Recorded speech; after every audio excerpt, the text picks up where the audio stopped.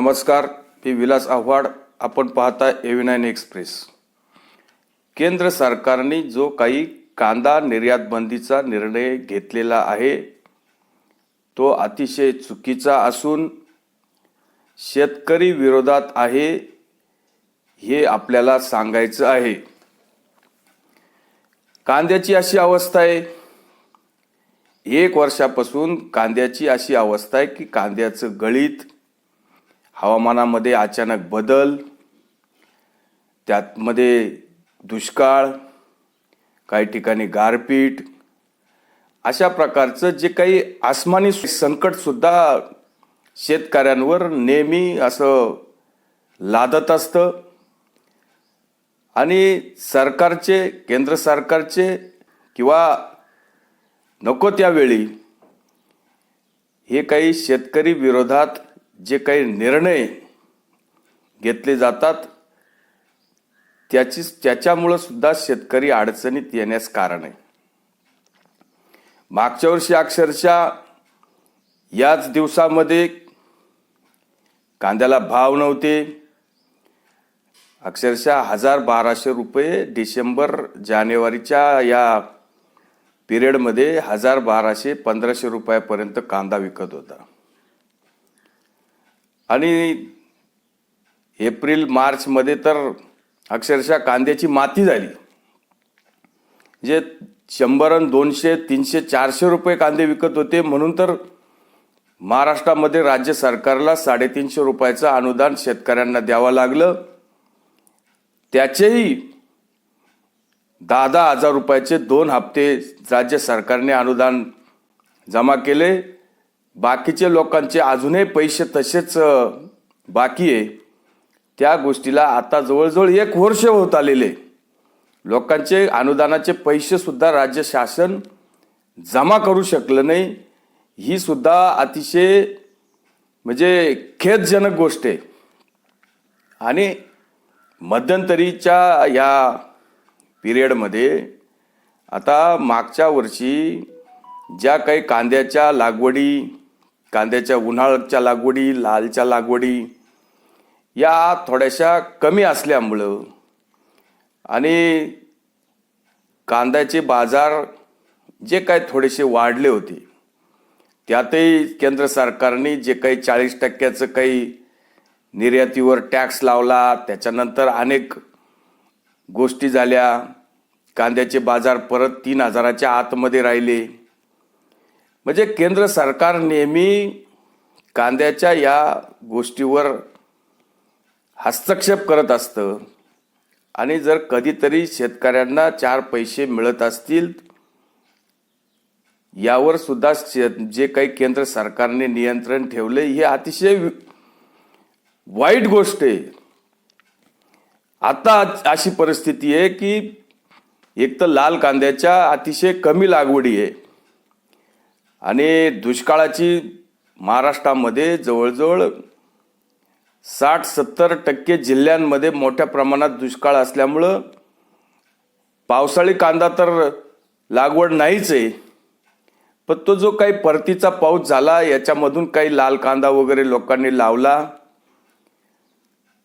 आणि तो कांदा सुद्धा आता काही ठिकाणी समजा नाशिकमध्ये काही 2-4 तालुक्यांमध्ये जो काही थोडासा लाल कांदा नंतरच्या पिरियडमध्ये लावला रांगडा म्हणून, त्यातही जे काही आसमानी संकट, गारपीट, मोठ्या प्रमाणामध्ये अवकाळी पावसाने या कांद्याचं मोठं नुकसान केले.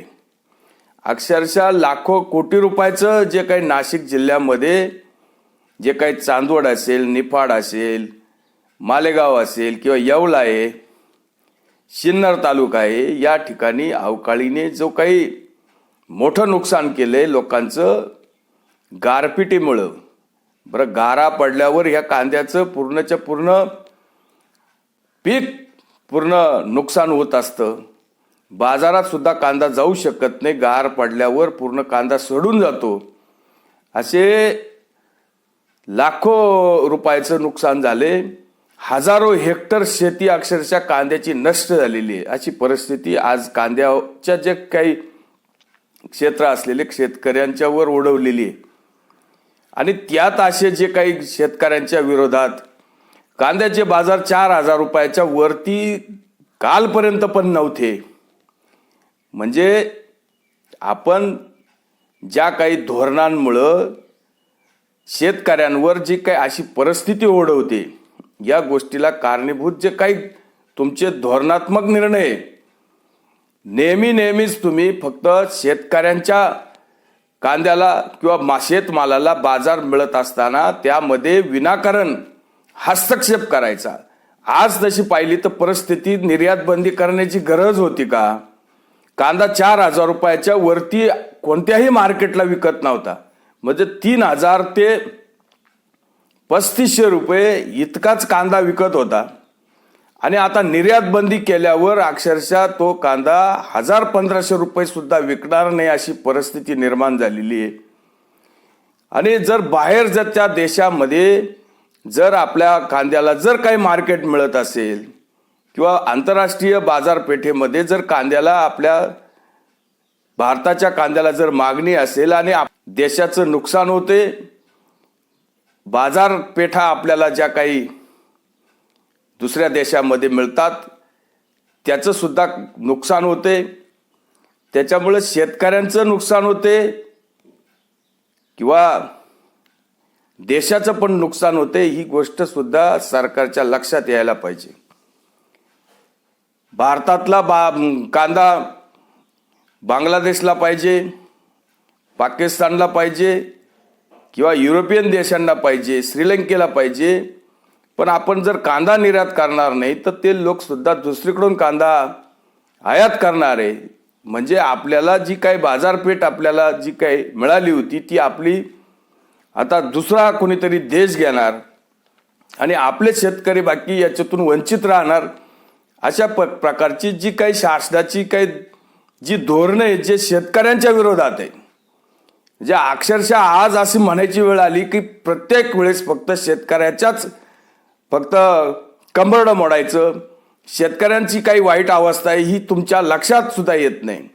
आज परिस्थिती काय आहे कांद्याच्या एकरी किती गळीत निघते, जरा क्षेत्रामध्ये येऊन तुमचे कुणी निरीक्षक असतील त्यांना दाखवा, त्याचे नमुने घ्या, त्याच्या चाचण्या घ्या की 1 एकरमध्ये कांदा लागवडीला खर्च किती येतो आणि त्याच्यासाठी तो काय 4 महिने किती राबतो. एवढे करून जे काही आसमानी संकट आहे आणि मग त्यामध्ये असं तुमचं सुलतानी संकट आणि मग कांदा बाजारामध्ये तो किती एक एकरामध्ये तो किती पिशव्या कांदा नेतो, किती क्विंटल कांदा नेतो. म्हणजे 1 एकरासाठी तो 50,000 रुपये खर्च करत असेल तर आज त्याला 50,000 रुपये होणार आहेत का, या गोष्टीचा सुद्धा सरकारने शासनाने विचार केला पाहिजे. निव्वळ शेतकऱ्याचंच फक्त मरण करायचं आणि बाकीच्यांना खाऊ घालण्यासाठी जर तुम्ही शेतकऱ्यांनाच मारणार असाल तर ही गोष्ट सुद्धा अतिशय निंदनीय आहे. त्यामुळं मोठ्या प्रमाणामध्ये शेतकऱ्यांनी काल जो काही उठाव केलाय त्या गोष्टीचं समर्थनच केलं पाहिजे. कांद्याचे बाजार पाडण्यासाठी जर तुम्ही अशा प्रकारचे शेतकऱ्यांच्या विरोधात निर्णय घेणार असाल तर ती गोष्ट योग्य नाही, चांगली नाही. आणि आज परिस्थिती कांदा खराब होतोय, जमिनीमध्येच कांदा या गारपिटीने सडतोय, लोकांची कांद्याची पूर्णच्या पूर्ण जो काही माल शेतामध्ये आहे तो सडून गेलाय. आणि थोड्याफार लोकांना जे काही आता जे याच्यातून थोडेफार वाचले त्यांना आता कुठेतरी पैसे मिळत होते, चाराने मिळत होते, त्यांच्या सुद्धा तुम्ही पोटावर पाय दिल्यासारखं आहे. त्याच्यामुळं अशा पद्धतीचे हे जे निर्णय यातून आता 40 रुपये शेतकऱ्यांच्या बाजारामध्ये ज्या काही कृषी उत्पन्न बाजार समितीमध्ये 4,000 रुपये कांदा विकतच नाहीये. बाजार समितीमध्ये आजही बी जे काही निर्यात बंदीच्या अगोदर 3,000 ते 3,500 रुपये कांदा विकत होता, म्हणजे 35 रुपये किलो. आणि किरकोळ मार्केटला 60 रुपये विकतो किंवा 50 का 70 रुपये विकत असेल. आता हा दोष कोणाचा? पण मग केवळ फक्त शहरी लोकांना खाऊ घालण्यासाठी आणि शेतकऱ्यांचं किती नुकसान होते हे न पाहता फक्त तुम्हाला शेतकऱ्यांच्या फक्त म्हणायचं की सरकार शेतकऱ्यांचे गरिबांचे, पण बाकी शेतकऱ्यांचा विचार करायचा नाही. शेतकरी काय अडचणीत आहे, शेतकऱ्यांना किती या परिस्थितीचा सामना करावा लागतो आणि शेतकऱ्यांचं यामधून किती अतोनात नुकसान होते हे सुद्धा शासनाने, मग केंद्र सरकार असेल राज्य सरकार असेल, यांनी कधीतरी याचा विचार केला पाहिजे की सरकारने या सगळ्या निर्णय घेताना शेतकऱ्याच्या ज्या काही संघटना असतील, शेतकऱ्यांचे काही तज्ज्ञ असतील, अभ्यासक असतील, याच्या बरोबर काही चर्चा करून जे काय असे निर्णय घ्यायचे त्या चर्चा केल्या पाहिजे. आणि निर्णय घेताना अचानक निर्णय घेऊन जे लोकांचं नुकसान होते हे नुकसान आज तुम्ही भरून देणार आहेत का? आता व्यापाऱ्यांनी बाजार बंद केले, लोकांचे लाल कांदे जमिनीमध्येच सडू राहिले.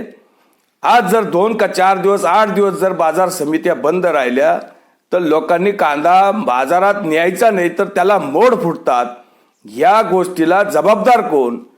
म्हणजे व्यापाऱ्यांनी एकीकडे बंद ठेवायचे, सरकारने अनेक धोरणं शेतकऱ्यांच्या विरोधात घ्यायचे. याच्यामुळे शेतकऱ्यांचं जे नुकसान होते हे 100% टाळता आलं असतं. काही गोष्टीचा विचार करून जे काही योग्य निर्णय घ्यायचे, पण तुम्ही सरसगट कांदा निर्यात 31 मार्च पर्यंत बंद असा जो फतवा काढला हा अतिशय निंदनीय. याची भरपूर निंदा केली पाहिजे आणि राज्य सरकारने यावर जोर दिला पाहिजे. अधिवेशनामध्ये या बाबतीत चर्चा घडून आणली पाहिजे आणि राज्य सरकारने विशेषतः मुख्यमंत्री एकनाथराव शिंदे, उपमुख्यमंत्री, दोन्ही उपमुख्यमंत्री यांनी केंद्र सरकारकडे पाठपुरावा करून जेणेकरून ही निर्यात बंदी पाठीमागे घ्या. ही जी काही निर्यात बंदी केलेली आहे ही अतिशय योग्य नाहीये. ही निर्यात बंदी पाठीमागे घेऊन ती उठवलीच पाहिजे आणि शेतकऱ्यांना न्याय मिळवून देण्याचं काम हे राज्य सरकारचे. राज्य सरकारने हे करावं, आपण एवढी अपेक्षा करू. आणि जे काही उर्वरित लोकांचं जे काही अनुदान आहे, कांद्याचं अनुदान आज 1 वर्ष झालेले, ते लोकांच्या खात्यावर जमा करण्याची जबाबदारी सुद्धा शासनाची आहे. जी काही गोष्ट आपण सांगितली ती गोष्ट आपण आपल्या शब्दावर आपण कायम राहिलो पाहिजे. लोकांच्या अडी अडचणी थांबत नाही. रोज उठून शेतकऱ्यांच्या सावकारी कर्ज असेल, लोकांना ही गारपीट आहे, दुष्काळ आहे, या सगळ्या गोष्टीचा परिस्थितीचा सामना शेतकऱ्यांना करावा लागतो. त्याच्यामुळं जे आपलं अनुदान उर्वरित अनुदान आहे ते लवकरात लवकर कसं जमा होईल याची सुद्धा तजवीज शासनाने करावी, इतकी अपेक्षा आपण करूया. तुर्तच आपण थांबतोय. व्हिडिओ आवडला असेल तर लाईक करा, शेअर करा. धन्यवाद.